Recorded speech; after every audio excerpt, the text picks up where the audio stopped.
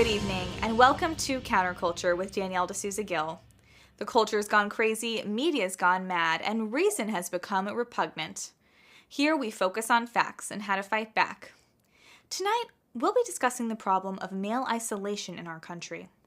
We'll speak with director Robby Starbuck about how it's the left's goal to harm young men, how it's Hollywood's goal to marginalize and debase white males and how they portray them, turning fathers into evil control freaks or lazy and aloof dads. Once they took over the country, the Chinese Communist Party imposed a limit on nearly all of their citizens. Married couples were restricted to only having one child per household. The so-called one-child policy was meant to curb population growth and thereby stem the threat of starvation and other ills of overpopulation. As far as starvation is concerned, the policy was a massive failure. Many millions of people did in fact end up dying from starvation in the early decades of the communist rule. Not only that, the one-child policy has exacted a very deadly toll because it requires the practice of forced abortions, an inhumanely brutal tactic that eradicated massive populations of their own citizens. But that's not the only disaster to come from the one-child policy. As it turns out, many of those abortions were sex-selective, and Chinese traditionally preferred sons over daughters. Decades later, and China is facing a very serious problem now, estimates show that between 25 to 70 million Chinese men have no Chinese woman to marry. They are isolated. If you need to contextualize that number, that's as many as 3 Texases worth of people who are exclusively male and have no hope of ever finding a mate.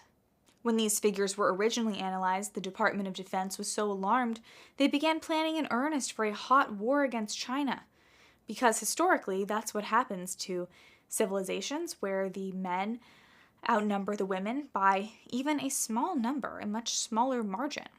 Countries end up going to war to burn off the excess male populations.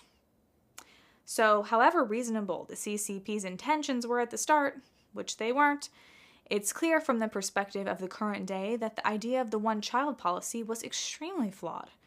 It fits a common pattern with leftists, whose utopian schemes often require tweaking things that ought not to be messed with. They act like overlords, wanting to control everyone and force their will on the people.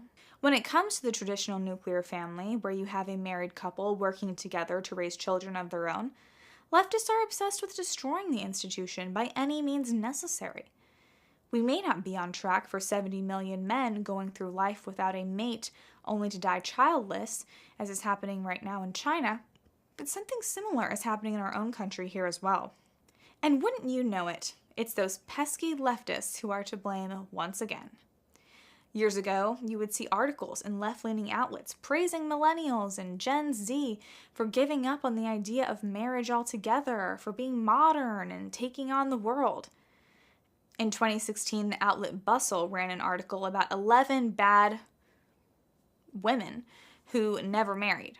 The list included big names like Oprah Winfrey, Chelsea Handler, Janet Napolitano, and Anita Hill, names which are incidentally synonymous with abuses, ranging from child exploitation to government tyranny.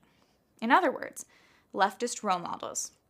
This trend against marrying was lauded in the mainstream media as a major step in personal autonomy and a natural outcome of a society that embraced feminism while discarding traditional gender norms. This was supposedly a good thing, they thought. In 2020, Pew Research revealed that only 3 in 10 millennials live with a spouse and a child of their own. This erosion of a traditional institution isn't happening due to natural causes. It bears all the hallmarks of leftist utopianism. For example, men are increasingly electing not to attend the liberal brainwashing centers formerly known as universities. The resulting imbalance of more women with degrees than men means that there are fewer potential partners with a similar education for those women. That's why the number of unmarried women with college degrees is actually quite high and is increasing. It also doesn't help that over 50% of white women who identify as liberal self-report that they have mental health issues. There's a clear causal relationship there. At the very root of leftism is a desire to somehow break from reality. Embracing leftist ideals, which are contrary to science and human nature, therefore leads to a lifestyle that only fosters insanity and isolation. But you'll never hear a leftist admit as much. For them, it's full steam ahead. The traditional family appears to be slowly disappearing, and leftists couldn't be happier about the turn of events. Until now. In late May, Newsweek ran an article expressing concern that Gen Z males were withdrawing from society, the same society that routinely demonizes them for being, what? Men? Gee, I wonder why that might happen. But don't get your hopes up. The concern here isn't that men are withdrawing from society. No, that's not what the left actually cares about. The concern is that in withdrawing, these men are gravitating towards sites and influencers who support traditional gender role models like Jordan Peterson. The dynamic may upend Gen Z as a reliably left-wing voting bloc. This alarms the left greatly because they want to control all of these people. Interesting. First of all, we should point out that the youngest generation is always the most reliably left-wing voting bloc in any era.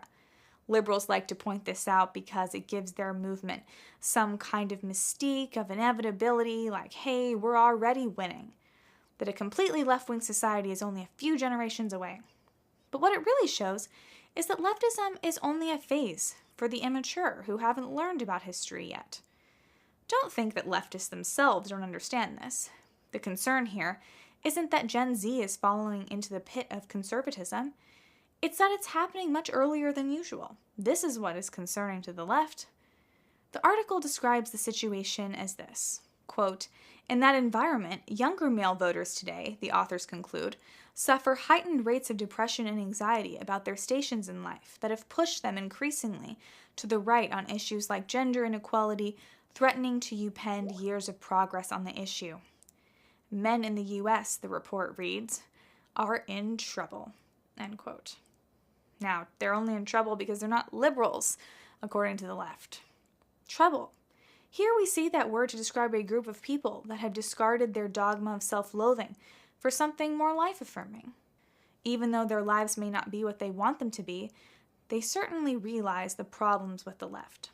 In fact, the word uses that very same word, affirming, saying that these young men are drawn to manosphere figures like Andrew Tate and right-wing groups like the Proud Boys who offer unapologetic affirmations of masculinity, end quote. In a few short paragraphs, we get the lay of the land.